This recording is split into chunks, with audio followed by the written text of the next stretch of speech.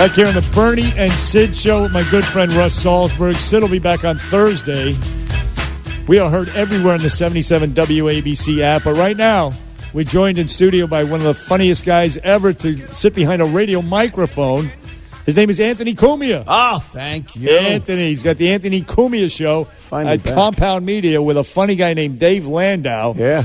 And, of course, the book is permanently suspended. That's right. Go to Compound Media. Yes, it really is an entertaining history of the whole thing. Biography. It really is. Written by you, solely by you, no ghostwriters. And you can get it at compoundmedia.com. But, Anthony, Happy New Year. It's good to see you, my lad. Happy New Year. I think that song we just heard, what was that, Huckleberry Hound?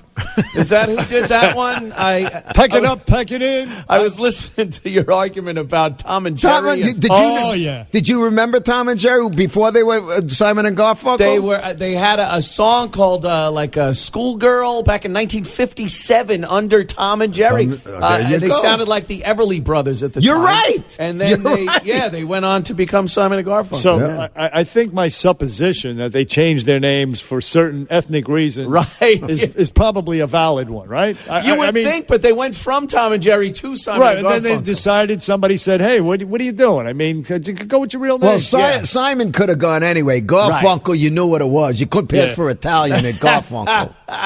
Or let's call Funklio or something like that. Yeah.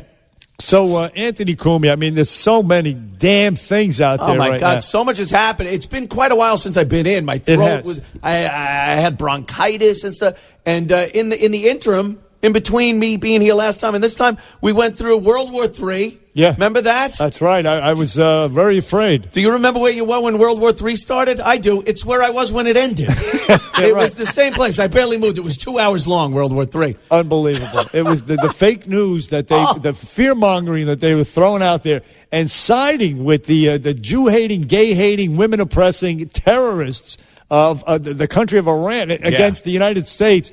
It is mind-boggling, all because of their hatred for one man. That's it, Donald Trump. That's it. And how do you criticize a guy that takes out one of the biggest terrorists of our time, and in response, the Iranians put on a Disney-like fireworks display? Right. What the hell? Some bottle rockets. That's it. Anthony, what the hell are you talking about? He was compared by Chris Matthews to Bernie? Elvis and Princess Di. Elvis and Princess Di, and then Anderson Cooper. Are you kidding? Anderson Cooper compared Soleimani to Charles de Gaulle. Oh, wow. On his oath to God. The propaganda machine that they are for the opposition. So bad, so bad. I mean, it really is disgusting. On display now, you would figure people like Rachel Maddow and Don Lemon, who are gays, who if they were in Iran, they would be thrown off of a roof. Yeah. And yet they're siding with these people, the clerics. Anything but Trump. The guy came out with such a win on this thing. Big time. Such a win. One-round knockout. No Americans hurt. I mean, the Iranians were petrified of hurting anybody, an American or even an Iraqi.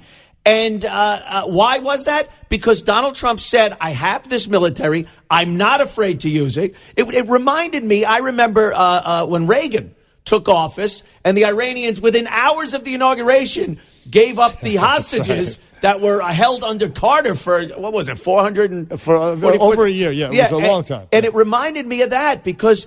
And then the Democrats swoop in and try to take away his leverage. Unbelievable. They want to come in and take away the military, and put us back at their feet in the Middle East for energy, which we're now self-sufficient. We are energy independent, which is a big deal. We don't have to. In fact, during that week, the price of gas did not go up a nickel. Budge. And all these clowns on the Democrat side, they want to put us right back at their mercy for energy. What good would that do?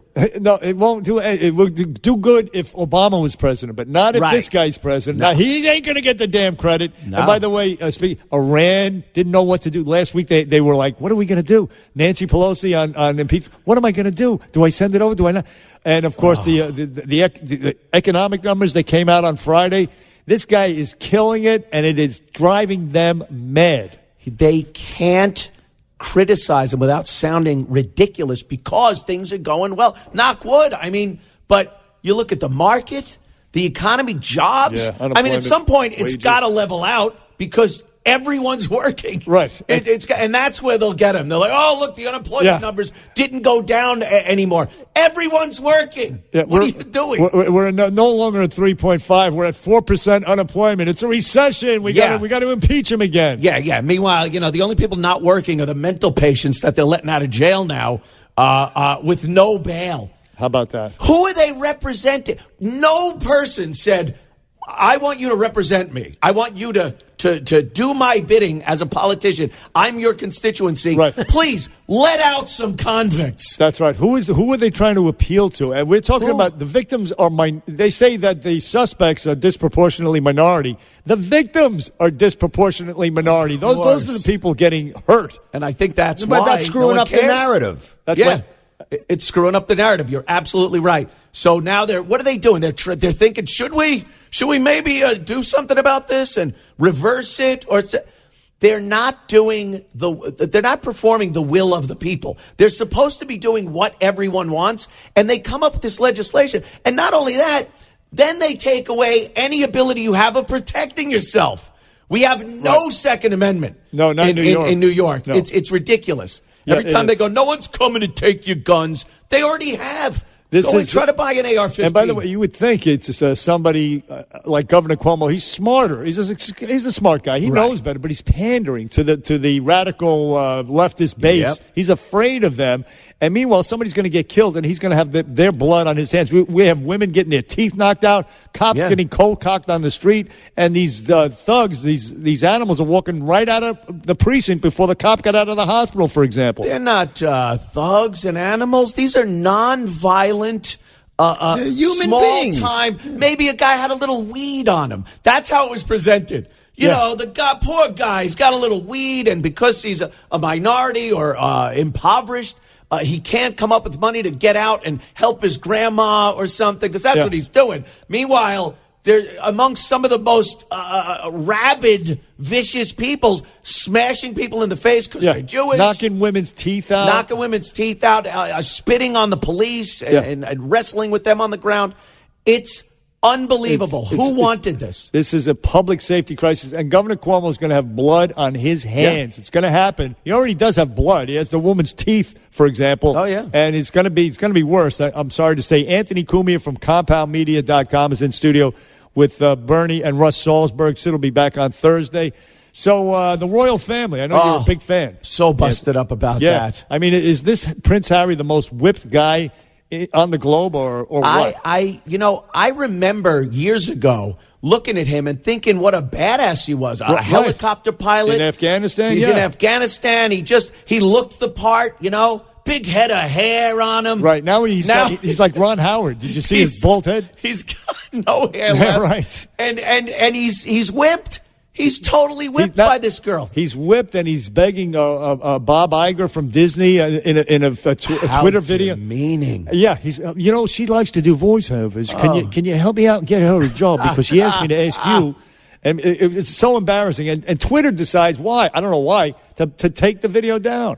Yeah, I don't know what that's all about. The way they manipulate social media and videos, that we've seen it before. I've been thrown off of Twitter so many times just from my opinions. Yeah, but still, I guess it's because this Meghan, she says she doesn't want to move to L.A. until Trump is out of office. So they'll accommodate people like that. Can you believe if you know what I'm saying? Why? Because everything's going nicely? Yeah, right. Like, who do you want in office that's going to be doing better? Exactly right. What do you want? 3.5% unemployment, stock market through the roof, killing terrorists left and right. Yeah. Everything is great. We should be kissing the ground we're walking on, and everybody's bitching and moaning about this guy. We're going to be looking at a 30,000-point Dow, and that was inconceivable. And remember when Trump got elected, what were they saying? Oh, the market's going to crash. This is going to be the worst catastrophe we've ever seen. Mike Bloomberg said as much at the Democratic. We're going to have a horrible recession, and the stock market will crash. All that stuff. Is that the second white billionaire that's in the Democratic race? That's right. I think the second white, as opposed to the white millionaires that are also in the race. Yeah, what happened to the diversity of the Democratic Party? The party of the people. You got millionaires and billionaires, all old white people. Right. Cory Booker, I guess, is Democrats don't like people with money, except when they have the money. Right. When it's in their pocket, then they're happy. Here's a pig and slop. Then they want to cut everyone else off. That's exactly right. It's perfect communism, socialism. Get out of here. It's communism. That's what it is. And, of course, we're out of time, sadly. But, Anthony, of course, the hypocrisy on the Iranian protest. Last week, they were sympathizing with the protesters because it was an anti-American protest. Yeah. This week, they're ignoring the protest because it's anti-Ayatollah. Yeah, that's how they roll. That's how sick they are. They're twisted and sick. I hate their guts. I can't stand them, Anthony. Anthony Cumia from the Anthony Cumia Show at compoundmedia.com. The book, again, Permanently Suspended. Hilarious. Anthony, thank you very much. Thank you, gentlemen. Rusty. Anthony, pleasure, buddy. Nice seeing you. Always a pleasure. We'll see you again, hopefully next weekend. Very cool. Thank you. Yes.